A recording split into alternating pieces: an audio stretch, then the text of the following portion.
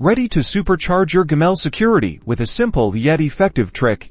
First, make sure you have a Twilio account. If you don't already, head over to Twilio.com and sign up. It's quick and easy, and you'll need it to get started. Once you're logged in, navigate to the phone number section of your Twilio dashboard. Here, you're going to purchase a phone number. Click on Buy a Number. Use the filters to find a number that suits you. Consider the country and the capabilities, making sure it can receive SMS messages. That's crucial for verification codes. Now, hop over to your Gmail account. Click on your profile picture in the top right corner.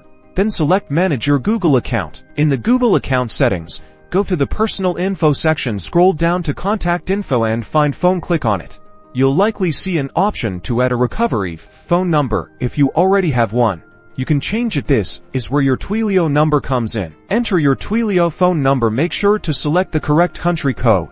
Gmail will send a verification code to your Twilio number. Head back to your Twilio dashboard to check your SMS logs. You should see the message containing the code. Enter the verification code from Twilio into Gmail. Click Verify. And that's it.